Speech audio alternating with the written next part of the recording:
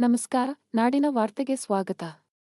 ಕರ್ನಾಟಕದ ಸ್ಪಂದನವಾಗಿ 60 ಸೆಕೆಂಡ್ಗಳಲ್ಲಿ 10 ಪ್ರಮುಖ ಸುದ್ದಿಗಳನ್ನು ತಿಳಿಸುತ್ತಿದ್ದೇವೆ. ಕೋವಿಡ್-19 ಕರ್ನಾಟಕದಲ್ಲಿ 436 ಹೊಸ ಕೊರೋನಾ ಕೇಸ್ಗಳು, ಬೆಂಗಳೂರಿನಲ್ಲಿ 32.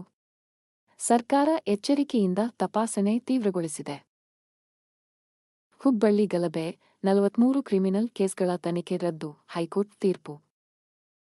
ಮಳೆ ಎಚ್ಚರಿಕೆ, ಜೂನ್ 8ರಿಂದ ಕರಾವಳಿ, ಮಲೆನಾಡಿನಲ್ಲಿ ಭಾರೀ ಮಳೆ ಮುನ್ಸೂಚನೆ. ಜನರು ಸುರಕ್ಷಿತರಾಗಿರಿ. ಕಮಲ್ ಹಾಸನ್ ವಿವಾದ, ಕನ್ನಡದ ಮೇಲಿನ ಹೇಳಿಕೆಗೆ ವಿರೋಧ, ಥಗ್ ಲೈಫ್ ಚಿತ್ರದ ಬಿಡುಗಡೆಗೆ ತಡೆ ಸಾಧ್ಯತೆ.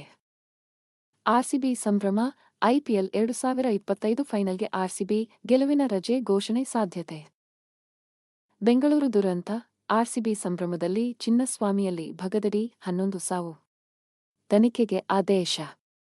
ಕೆಸಿಇಟಿ ಫಲಿತಾಂಶ, 2025 ಕೆಸಿಇಟಿ ರ್ಯಾಂಕ್ ಘೋಷಣೆ, 3.25 ಲಕ್ಷ ವಿದ್ಯಾರ್ಥಿಗಳು ಉತ್ತೀರ್ಣ.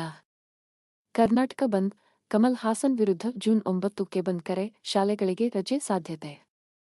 ಬ್ಯಾಂಕ್ ದರೋಡೆ, ಕೆನರಾ ಬ್ಯಾಂಕ್ನಿಂದ 59 ಕೆಜಿ ಚಿನ್ನ ದರೋಡೆ, ಪೊಲೀಸ್ ತನಿಖೆ ಶುರು. ಹುಬ್ಬಳ್ಳಿ ಗಲಭೆ, 43 ಕ್ರಿಮಿನಲ್ ಕೇಸ್ಗಳ ತನಿಖೆ ರದ್ದು. ಕನ್ನಡ ಚಿತ್ರ ಸೀಸ್ಕಡ್ಡಿ ಚಿತ್ರ ಜೂನ್ 10ರಂದು ಬಿಡುಗಡೆ, ದೊಡ್ಡ ನಿರೀಕ್ಷೆ. ನಾಡಿನ ವಾರ್ತೆಯಿಂದ ಇಂದಿನ ಸುದ್ದಿಗಳು ಇಷ್ಟೇ. ಕರ್ನಾಟಕದ ಸ್ಪಂದನದೊಂದಿಗೆ ಮತ್ತೆ ಸಿಗೋಣ. ನಮಸ್ಕಾರ.